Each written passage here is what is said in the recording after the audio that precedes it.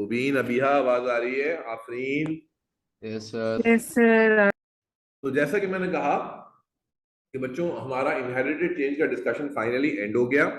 और अब हम, अगर आपको याद हो, तो हमने चैप्टर काउंट अगर आपको बताएं, हम 1 कर चुके हैं, 3 कर चुके हैं और 5 भी कर चुके हैं। 5 बहुत बड़ा चैप्टर था, 3 भी बड़ा चैप्टर था, 1 थोड़ा सा बेहतर चैप्टर था, और अब हम करने जा रहे हैं चैप्टर नंबर 4।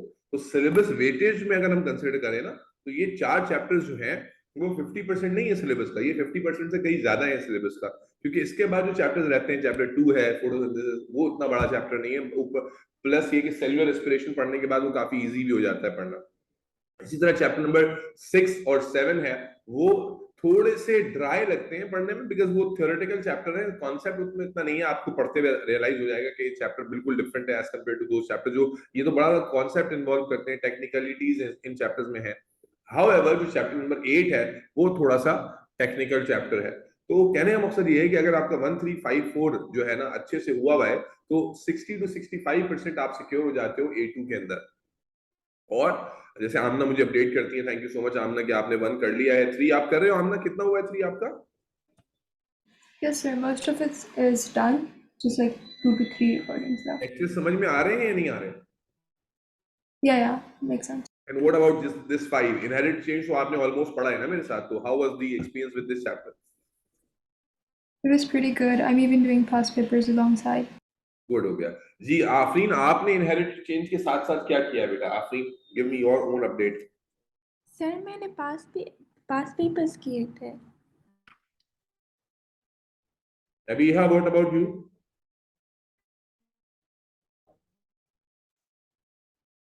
अभी हाँ, यस सर। आप बताएं आपने क्या किया हुआ है?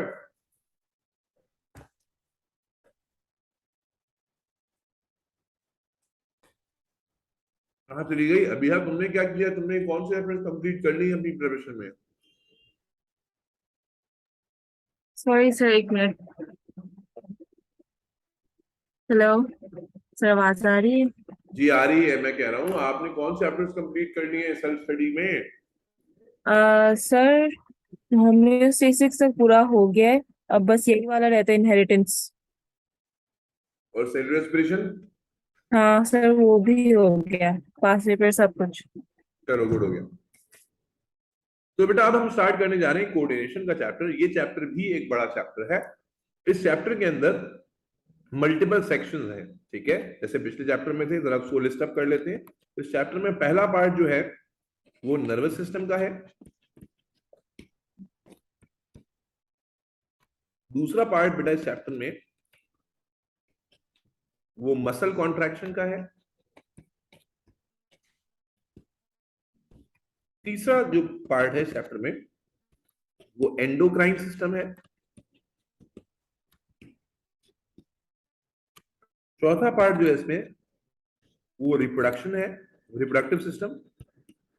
लेकिन ये पार्ट काफी ज्यादा अब नए अपडेटेड सिलेबस में कट गया है। पहले काफी डिटेल में था, अब बहुत ब्रीफ सी डिस्कशन है। एंडोक्राइन और रिप्रोडक्टिव जो है ना, ये बहुत छोटा हो गया है। पहले काफी डिटेल पार्ट था।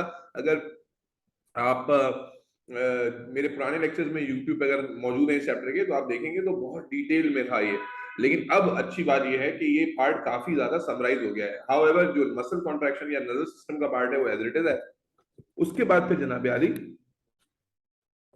कोऑर्डिनेशन इन प्लांट्स, ठीक है। तो ये हमारे इस चैप्टर के, आप समझ लीजिए कि 5 मेजर जो है ना वो टाइटल, जिनमें सबसे ज्यादा लेंथी नर्वस सिस्टम की डिस्कशन है, और फिर मसल कॉन्ट्रैक्शन है। एंडोक्राइन सिस्टम पहले भी छोटा था, अभी भी छोटा है। रिप्रोडक्टिव सिस्टम काफी डिटेल में था, लेकिन अब वो उतनी डिटेल उसकी रही नहीं है। कोऑर्डिनेशन इन प्लांट्स वाला पार्ट भी बहुत आता है एग्जाम में, और ये भी उतनी ही डिटेल में है जितना पहले हुआ करता था। अब शुरू करते हैं बेटा डिस्कशन इस बात से कि हमारी बॉडी में, मैं जस्ट इंट्रोडक्शन आपको दूंगा आज, एक बेसिक सा कंपैरिजन आपको समझाऊंगा, और उसके बाद फिर हम लोग इंशाल्लाह इसको कंटिन्यू करेंगे आगे आने वाली क्लासेस के अंदर। कोऑर्डिनेशन की बात हो रही है। अच्छा, एक चीज और मैं आपको कंफर्म करना चाह रहा था कि अब आपकी जो क्लासेस हैं, क्योंकि अक्टूबर नवंबर के वाले उनके एग्जाम्स ऑलमोस्ट हो गए, P1 रह गया था बस बच्चों का, वो 15 को है, वो मैं क्लासेस अलग से कंडक्ट कर रहा हूँ। तो अब आपकी जो क्लासेस हैं वो ट्यूसडे और सैटरडे को फिक्स रहेंगी, ट्यूसडे और सैटरडे को फिक्स्ड क्लासेस रहेंगी, Tuesday and Saturday, Tuesday and Saturday, Tuesday and Saturday, ठीक है। और टेस्ट जो है वो हम लोग फ्राइडे या सैटरडे में से किसी एक दिन रखेंगे। टेस्ट का डे जो तुम लोगों के लिए है वो फ्राइडे या सैटरडे में से कोई एक होगा, ट्यूसडे नहीं होगा, ठीक है, याद रखिएगा। अब शुरू करते हैं मेरे बच्चे। सबसे पहले इस चैप्टर में जो बेसिक हमें लर्निंग समझनी है ना, कि जब हम अपने बॉडी कंट्रोल की बात करते हैं, हम अपनी बॉडी में के इक्विलिब्रियम की बात करते हैं, हम बॉडी के मेंटेनेंस की बात करते हैं, हम बॉडी के अंदर अथॉरिटी की बात करते हैं, तो उसको समझने के लिए हमें सबसे पहला आइडिया जो ध्यान में होना चाहिए वो क्या, कि हमारी बॉडी को कंट्रोल करने के लिए, हमारी बॉडी को में कोऑर्डिनेट करने के लिए, हमारी बॉडी को हेल्दी रखने के लिए, हमारी बॉडी पे डिसिप्लिन के लिए अल्लाह ताला ने एक नहीं बल्कि दो सिस्टम्स दी। यूजुअली क्या है कि हम जब भी कंट्रोल की बात करते हैं, कोऑर्डिनेशन की बात करते हैं, तो सबके जहन में क्या आता है, nervous system, which is right, which is obviously right, but सिर्फ नर्वस सिस्टम ही नहीं है जो हमारी बॉडी में कंट्रोल के लिए रिस्पॉन्सिबल है। Being a medical student you should know that. यानी अब इससे आगे की डिस्कशन अगर आप यूं कहें कि नहीं भाई नर्वस सिस्टम ही कंट्रोल कर रहा है, यस बिल्कुल कर रहा है, लेकिन नर्वस सिस्टम ही कंट्रोल नहीं कर रहा, बल्कि nervous system along with the other system मिलकर कंट्रोल कर रहा है आपकी बॉडी को। And that is what we are going to learn in chapter coordination and control, कि हमारी बॉडी में जो कंट्रोल अचीव होता है वो coordination of only one system से नहीं होता, बल्कि control and coordination of two system से होता है। और इस चैप्टर में सबसे पहले हम वही बात करने लगे। One of the system is called as what, nervous system, and the other is called अरे बोलो भाई, एंडोक्राइन सिस्टम। तो बेसिकली इस चैप्टर में हम बात करने जा रहे हैं कि हमारी बॉडी में कंट्रोल और कोऑर्डिनेशन के लिए कितने सिस्टम्स काम कर रहे हैं आफरीन? दो। नंबर वन इज, बेटा बात आमना नहीं समझ में आ रही, बेटा आमना इनपुट देना पड़ेगा यार, तैयबा आज नहीं है, तैयबा बच्ची सही है, वो इनपुट देती रहती है, तुम लोग पता नहीं सुस्ते किस्म के बच्चों।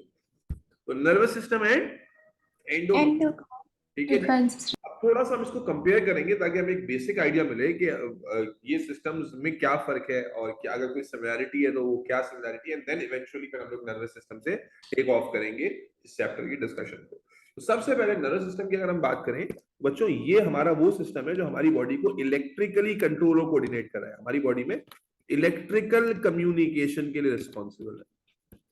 यानी ये सिस्टम हमारी बॉडी को इलेक्ट्रिकल कम्युनिकेशन, इलेक्ट्रिकल लैंग्वेज में, इलेक्ट्रिकल मींस में कंट्रोल करता है, इलेक्ट्रिकल मींस के थ्रू कंट्रोल करता है। However this system which is endocrine is chemically, इसकी जो कम्युनिकेशन है वो कैसी है, ये इलेक्ट्रिकल सिग्नल्स नहीं जनरेट कर रहा बल्कि ये केमिकल जनरेट कर रहा है, केमिकल कम्युनिकेशन के लिए रिस्पॉन्सिबल है। यानी हमें समझना पड़ेगा कि हमारी बॉडी में जो कंट्रोल और कोऑर्डिनेशन हो रही है, उस कंट्रोल और कोऑर्डिनेशन के दो डिफरेंट मोड्स हैं, इलेक्ट्रिकल कम्युनिकेशन भी चल रही है और केमिकल कम्युनिकेशन भी चल रही है। Am I clear?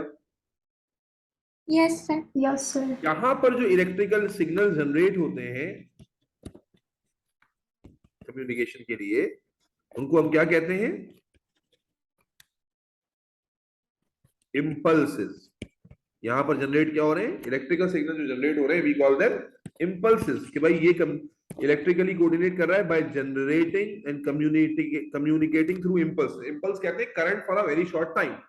तो ये चूंकि इलेक्ट्रिकल कम्युनिकेशन है तो small amounts of current milliseconds के लिए या माइक्रो सेकेंड्स के लिए वो इम्पल्सेस की फॉर्म में ट्रेवल करते हैं बॉडी में और वो एक जगह से दूसरी जगह सिग्नल को मूव कराते हैं। हाउएवर जो केमिकल सिग्नल्स यहां पर बनते हैं, क्या कहते हैं उन्हें मुबीन?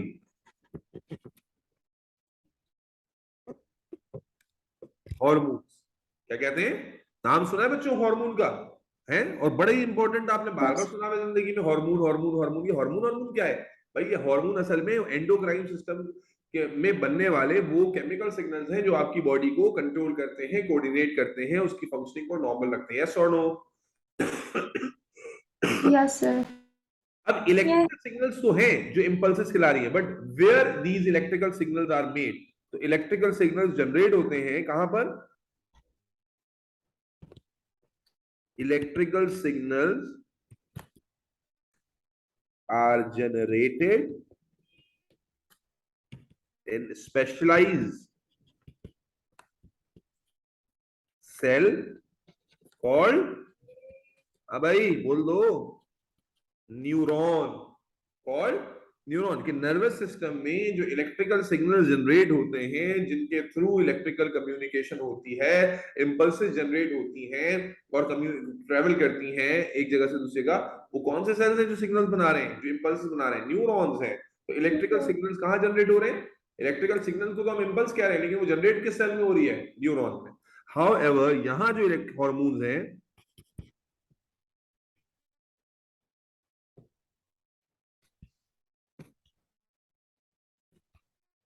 are generated in Endocrine endocrine gland। gland. हाँ, ग्लैंड कहाँ हो रहे हैं बेटा? Endocrine gland. Endocrine. ठीक है, जैसे आपने सुना हुआ है पिट्यूटरी ग्लैंड है, लिवर अपना पैनक्रियाटिक ग्लैंड है, थायराइड ग्लैंड है, एड्रिनल ग्लैंड है। तो ये ग्लैंड्स हैं जो इन हार्मोन्स को बनाते हैं। क्लियर हो गई यहां तक बात? फिर इंपल्स बंद तो गई भाई, रिस्पॉन्स करो। इंपल्स बंद तो गई, ट्रैवल कैसे करेगी? तो हम कहते हैं इंपल्सेस ट्रैवल थ्रू नर्व और एक्सॉन। इंपल्स न्यूरॉन ने बना तो दी, लेकिन वो एक जगह से दूसरी जगह कैसे जाएगी? क्या ब्लड से जाएगी, उड़ के जाएगी, पानी में जाएगी? नहीं। तो देयर आर नर्व्स जो कि सिग्नल को एक जगह से दूसरी जगह कैरी करती हैं, and those pathways are called nerves और एक्सॉन्स। तो इंपल्सेस यहां पर एक जगह से दूसरी जगह ट्रेवल करती हैं via axons. Is that clear बच्चों? Yes, sir. जबकि यहां जो हार्मोन्स हैं, आपने ओ लेवल से ही पढ़ा था कि वो क्या होते हैं? एंडोक्राइन ग्लैंड्स डक्टलेस ग्लैंड्स होते हैं। तो वो hormones travel directly via blood. Directly बच्चों ब्लड के थ्रू ट्रेवल होता है। कैसे होता है? ब्लड के थ्रू। यानी एंडोक्राइन ग्लैंड्स जो है जब हार्मोन बनाते हैं वो डायरेक्टली ब्लड में डाल देते हैं, और फिर ब्लड के थ्रू वो हार्मोन एक जगह से दूसरी जगह जाता है। तो वहां पर हमें कोई अलग से रास्ता नजर नहीं आता, बल्कि डायरेक्टली ब्लड में डिफ्यूज है, एंड देन ब्लड के थ्रू एक जगह से दूसरी जगह मूव कर रहा है। Am I clear? Yes, sir. Then अगर हम इस कम्युनिकेशन की बात करें, इलेक्ट्रिकल कम्युनिकेशन की, तो ये काफी ज्यादा फास्ट होती है। क्या ख्याल है? रैपिड कम्युनिकेशन है, बहुत जल्दी होती है, बहुत तेज होती है। जबकि उसकी जगह पर अगर हम हार्मोन रिलीज की बात करें तो ये स्लो मोड ऑफ कम्युनिकेशन है। यस और नो? लेकिन ये रैपिड तो है, लेकिन इसका जो इफेक्ट है वो शॉर्ट टर्म इफेक्ट होता है। क्या मतलब? अगर मैंने हाथ को हिलाना है तो ऐसा नहीं होगा कि एक सिग्नल आएगा और हाथ पूरा हिल जाएगा, नहीं, बल्कि उस हाथ को हिलाने के लिए सिग्नल आएगा, मल्टीपल सिग्नल्स आते जाएंगे जब तक कि पूरी मूवमेंट अचीव ना हो जाए। क्यों? क्योंकि एक सिग्नल का जो रिस्पॉन्स है वो बहुत ही शॉर्ट टर्म है। तो ये तेज तो है, लेकिन इसका इफेक्ट बहुत थोड़ी सी देर के लिए होता है। जबकि अगर हम हॉर्मोन्स की बात करते हैं, वी नो कि जनाब हार्मोन का जो इफेक्ट है वो बहुत ही लंबा होता है एज कंपेयर टू इंपल्सेस। आप देखें ना, आपने मेंस्ट्रुअल साइकिल पढ़ी थी ओ लेवल्स में, तो आप क्या देखते हैं? जो फॉलिकुलर हार्मोन आ रहा होता है, एफएसएच आ रहा होता है, वो 2-2 3-3 दिन तक काम करता रहता है। एस्ट्रोजन कितने दिन काम करता रहता है। तो जो इफेक्ट ऑफ हार्मोन होता है ये स्लो जरूर होता है, लेकिन लॉन्ग टर्म होता है। तो यहाँ हम क्या देखते हैं कि वो शॉर्ट टर्म इफेक्ट डालते थे और ये लॉन्ग टर्म इफेक्ट डालते हैं। यस और नो? अरे भाई Yes, sir. ये नहीं आ रही? Yes, sir. Clear. जी क्या नाम है? आमना, अबीहा? Yes. बेटा ये बहुत ही एक बेसिक सा कंपैरिजन हमने आपके सामने लिखा है कि हमारी बॉडी में कम्युनिकेशन के लिए, कंट्रोल के लिए एक नहीं बेटा, बल्कि 2 तरह के सिस्टम्स काम कर रहे हैं, जो एक जिनका मोड डिफरेंट। अच्छा, अब ऐसा भी नहीं है कि ये दोनों अलग अलग काम कर रहे हैं। Yes, they are independently working, but ऐसा नहीं कि एक दूसरे से ये बातचीत ही नहीं करते, एक दूसरे से कम्युनिकेट नहीं करते। असल में तो दोनों का मकसद क्या है? बॉडी में चीजों को मेंटेन करना, बॉडी में चीजों को कंट्रोल करना। तो ऐसा नहीं होता कि आइसोलेटेड काम कर रहे हैं कि भाई दूसरे से कोई बात ही नहीं करेगा, नाराजगी है एक दूसरे से, ऐसा कुछ भी नहीं है। बल्कि नर्वस सिस्टम भी एंडोक्राइन को कंट्रोल करता है, एंडोक्राइन के कोऑर्डिनेशन से काम करता है, और एंडोक्राइन भी नर्वस सिस्टम के साथ कोऑर्डिनेट करता है। तो दोनों सिस्टम्स का मोड जरूर अलग अलग है, लेकिन टुगेदर दे मेक श्योर कि आपकी बॉडी की जो फंक्शनिंग है वो एब्सोल्युटली क्या हो, नॉर्मल। इज दैट क्लियर बच्चों? Yes. Yes, sir. ठीक है। अब हम लोग बच्चों इस चैप्टर में जाहिर है कि शुरुआत कहां से करेंगे, नर्वस सिस्टम से।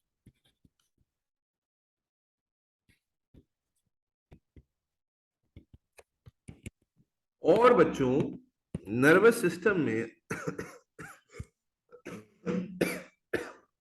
क्योंकि एक बहुत ही कॉम्प्लिकेटेड सिस्टम है नर्वस सिस्टम, तो जरा समझिएगा कि नर्वस सिस्टम जब भी पढ़ने की बात होती है तो हमें ये तो पता है कि अब हमें पता है हमारे इंट्रोडक्टरी डिस्कशन के बाद कि ये हमारी बॉडी का एक ऐसा सिस्टम है जो इलेक्ट्रिकल कम्युनिकेशन के लिए, बहुत तेज कम्युनिकेशन के लिए रिस्पॉन्सिबल है।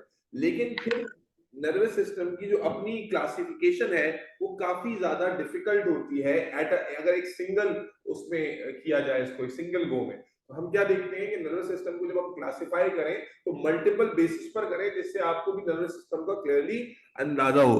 तो अगर मैं अब आपको नर्वस सिस्टम की क्लासिफिकेशन थोड़ी समझाऊं, नर्वस सिस्टम के इससे पहले कि हम घुस जाए नर्वस सिस्टम के अंदर, तो अगर हम नर्वस सिस्टम को फंक्शनली क्लासिफाई करें, फंक्शनली, तो बच्चों नर्वस सिस्टम के अंदर अल्लाह आपका भला करे दो मेजर टाइप से फंक्शनैलिटी के हिसाब से। एक नर्वस सिस्टम वो है जो आपके अपने कंट्रोल में है, जिसको हम कहते हैं somatic nervous system. Nervous system का वो पार्ट जो आपके कंट्रोल में है, एसएनएस, सोमैटिक नर्वस सिस्टम। और यकीन कीजिए बहुत थोड़ा सा है, 5 to 10% ही है जो आपके कंट्रोल में है। आप गौर करेंगे तो मैक्सिमम चीजें आपके कंट्रोल में है ही नहीं। बेसिकली वो 5 to 10% भी क्या है, मसल कोऑर्डिनेशन और मूवमेंट, लोकोमोशन से रिलेटेड जो एक्टिविटी है नर्वस सिस्टम की, वो आपके किसी हद तक कंट्रोल में होती है। लेकिन नर्वस सिस्टम का जो बड़ा पार्ट है वो आपके कंट्रोल में नहीं है, और ये भी अल्लाह का क्या है, करम है, ऑटोनॉमिक नर्वस सिस्टम। और 2 मिनट के लिए इमेजिन कीजिए ये वो नर्वस सिस्टम है जो मेजर पोर्शन है, 90 to 95% पोर्शन, जो आपकी विल के बगैर, आपके डिसीजन के बगैर काम करता है, जिसको हम एएनएस कहते हैं, ऑटोनॉमिक नर्वस सिस्टम। और आप सोचिए कि अगर जो आपका सांस लेना है, दिल धड़कना है, डाइजेशन होना है, मेटाबॉलिज्म होना है, ये सब कुछ क्या आपके सोचने के बाद होती है, खुद ब खुद हो रही है? बोलो भाई, ऑटोमेटिकली हो रही है ना। सेलुलर डैमेजेस है, सेलुलर रिपेयर है, इम्यून सिग्नलिंग है, ये सब कुछ खुद ही होता है बगैर आपके विल के। अबे हाँ ना बोलो भाई। Yes, sir. तो आप इमेजिन करें 2 सेकंड के लिए कि अगर ये सारी चीजें आपको वॉलंटरीली करनी होती, इमेजिन करें सर कि वॉलंटरीली आपको ये सारी चीजों को कंट्रोल करना होता, तो मेरे ख्याल में तो फिर ऐसा होता कि अगर सांस ले रहे हैं तो खाना खाना भूल जाते, खाना खा रहे हैं तो फिल्टर वेस्ट को फिल्टर करना भूल जाते, वेस्ट को फिल्टर कर रहे हैं तो वेस्ट को एक्सपेल करना भूल जाते, मेटाबॉलिज्म को अप्रोप्रिएटली कंट्रोल करना भूल जाते। तो अल्लाह ताला का बेइंतहा करम है कि अल्लाह ताला ने हमारा मेजर जो part of nervous system functionality में रखा है वो क्या है, ऑटोनॉमिक है। Is that clear? Yes, sir.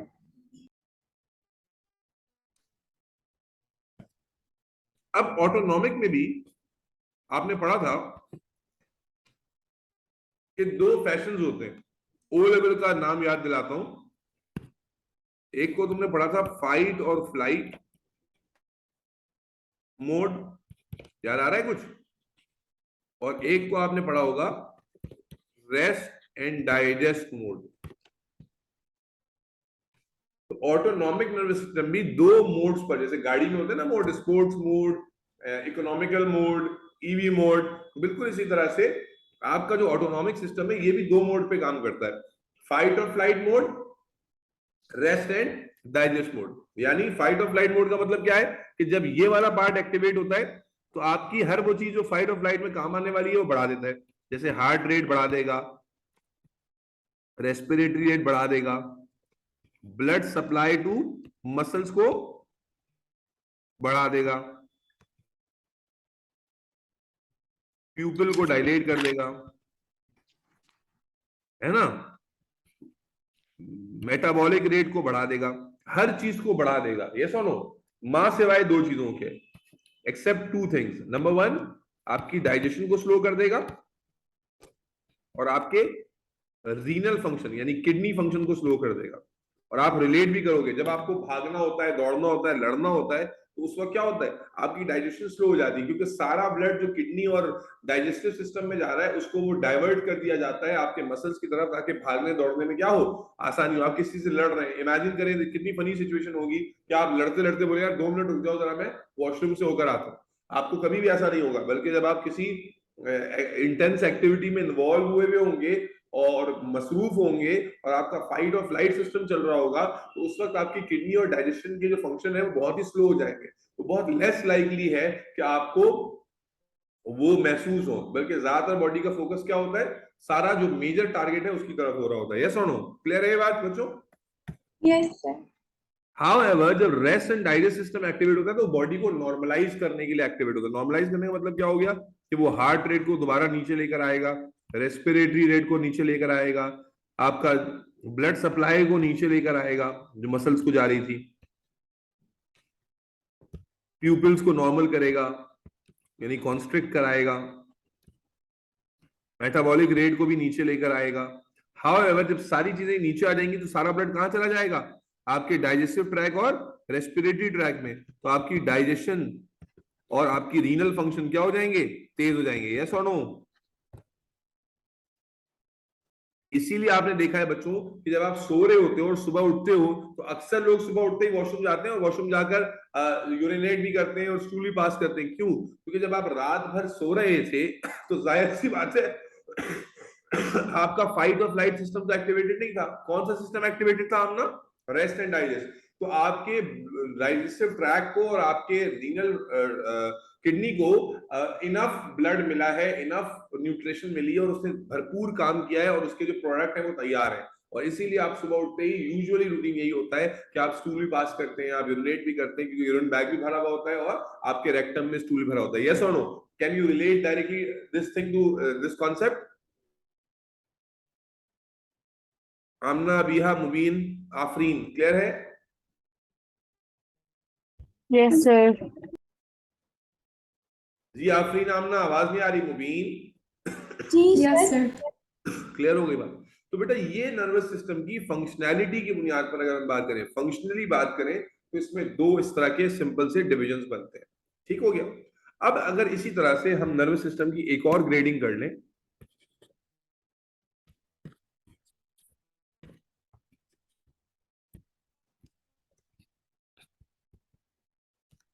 जो on the basis of structures हो। अगर पूरे नर्वस सिस्टम को आपकी बॉडी के बेटा हम स्ट्रक्चरली अंडरस्टैंड करने की कोशिश करें तो क्या सिचुएशन नजर आती है, जरा उसको भी समझते हैं। बड़ी आसान सिचुएशन है बेटा।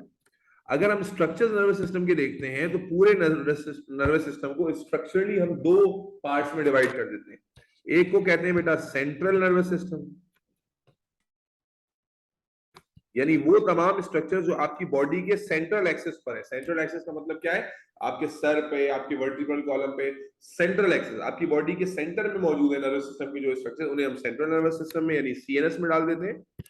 और जो सेंटर से अलावा है उन्हें हम डाल देते हैं पेरिफेरल नर्वस सिस्टम, पीएनएस। ठीक है? अब सेंट्रल नर्वस सिस्टम में कौन से स्ट्रक्चर आ जाते हैं? तो हमारी बॉडी के सेंट्रल लाइन में मौजूद है 2 स्ट्रक्चर है। Number 1 brain, number 2 spinal cord. ठीक है जी? हमारी बॉडी का जो सेंट्रल नर्वस सिस्टम है, जो हमारी बॉडी के सेंट्रल लाइन ऑफ एक्सेस पे मौजूद है, उसमें क्या आ जाता है? ब्रेन और स्पाइनल कॉर्ड। क्लियर? हाउएवर जो हमारी पेरिफेरल है यानी कि जो सेंट्रल एक्सेस से दूर है, उसमें नर्वस सिस्टम का कौन सा पार्ट आता है? तो इसमें भी 2 ही पार्ट आते हैं, क्रेनियल नर्व्स यानी ब्रेन से निकलने वाली नर्व्स जो पूरी बॉडी में फैल रही है, और इसी तरह स्पाइनल नर्व्स यानी स्पाइनल कॉर्ड से निकलने वाली नर्व्स जो पूरी बॉडी में स्प्रेड हुई है। तो समझिएगा हमारे नर्वस सिस्टम का बिल्कुल ऐसा ही है जैसे सेंट्रल एक्सिस पे उसका मेन पार्ट है ब्रेन और स्पाइनल कॉर्ड, और फिर उससे पूरी बॉडी में नर्व्स हैं जो फैल रही हैं, और उसको हम पेरिफेरल नर्वस सिस्टम का पार्ट समझते हैं। तो नर्वस सिस्टम को अगर हम क्लासिफाई करते हैं फंक्शनैलिटी स्ट्रक्चर की बुनियाद पर, तो नर्वस सिस्टम में बच्चों 2 तरह के डिविजन हैं। सेंट्रल एक्सिस पे जो स्ट्रक्चर मौजूद है उन्हें हम सीएनएस में रखते हैं, क्लासिफाई करते हैं, और जो पेरिफेरल यानी अदर देन सेंट्रल एक्सिस में उन्हें हम पेरिफेरल नर्वस सिस्टम में क्लासिफाई करते हैं। सेंट्रल नर्वस सिस्टम में आ जाता है ब्रेन और स्पाइनल कॉर्ड, और पेरिफेरल नर्वस सिस्टम में आ जाता है क्रेनियल नर्व्स यानी ब्रेन से निकलने वाली नर्व्स, और स्पाइनल नर्व्स यानी कि स्पाइनल कॉर्ड से निकलने वाली nerves. Am I clear till this point बच्चों? Yes, Yes. sir. बस अभी यहीं पर रुकना इसलिए जरूरी है, एक तो अगली क्लास भी आ रही है, दूसरा ये कि इसके बाद जो डिस्कशन है ना वो कंटिन्यूटी में है। अभी तक तो हमने क्या है, डिसरप्टिव पीसेस पढ़े हैं। हमने पहले आपको बताया कि भाई इस चैप्टर में मेजर डिस्कशन जो है वो नर्वस और एंडोक्राइन सिस्टम की है, जो दो अलग मोड्स ऑफ कम्युनिकेशन है आपकी बॉडी के, उनको कंपेयर किया। नर्वस सिस्टम की फंक्शनैलिटी के बेसिस पर उसकी वर्किंग दो तरह से हो रही है, नर्वस सिस्टम के स्ट्रक्चर जो उसको बना रहे हैं वो दो तरह के हैं, एंड देन इसके बाद फिर सेल्यूलर वे में हम आगे चलेंगे जहां न्यूरॉन स्ट्रक्चर और ब्ला ब्ला ब्ला बहुत कुछ है। चैप्टर मजेदार है ये, लेकिन मुझे क्या है, अभी चैप्टर को आपने साथ साथ करना ही करना है, बट मुझे आपसे जो उम्मीद है वो ये है कि जो इनहेरिटेड चेंज का पार्ट हो गया है, आप नेक्स्ट वीक में यानी सैटरडे का टेस्ट है, तो सैटरडे तक इंशाल्लाह इसको अच्छे से कवर करना है, अच्छा टेस्ट देना है। मैंने केमिस्ट्री का टेस्ट भी अनाउंस किया है, वो थर्सडे को होगा, और बायोलॉजी का टेस्ट जो है वो सैटरडे को होगा। तो नेक्स्ट वीक में दो टेस्ट आ रहे हैं, तो I would like everybody to मतलब seriously get yourself prepared for those two test इंशाल्लाह ताला। और इंशाल्लाह हम लोग इस चैप्टर में यहाँ से डिस्कशन आगे जाएंगे। अच्छा, इस चैप्टर की डिस्कशन ना बहुत कनेक्टेड है, जैसे इनहेरिटेड चेंज की डिस्कशन बहुत कनेक्टेड थी, इसी तरह इस चैप्टर में भी बड़ी कनेक्टेड डिस्कशन है, यानी जो क्लास आप ले रहे हैं अगली डिस्कशन उसी से आगे जुड़ती है, तो इसलिए बड़ा ही इंपॉर्टेंट है। और बुरी बात क्या है कि होम्योस्टेसिस या जेनेटिक्स में कुछ आइडिया आपको पहले से था, ओ लेवल में पढ़ा था, लेकिन कोऑर्डिनेशन में जो बातें हम पढ़ेंगे वो बिल्कुल कुछ नए कॉन्सेप्ट आने वाले हैं जो आपने पहले ना पढ़े ना सुने। इसलिए कोशिश कीजिएगा लाइव क्लास में मौजूद रहें, क्योंकि अगर लाइव क्लास में मौजूद नहीं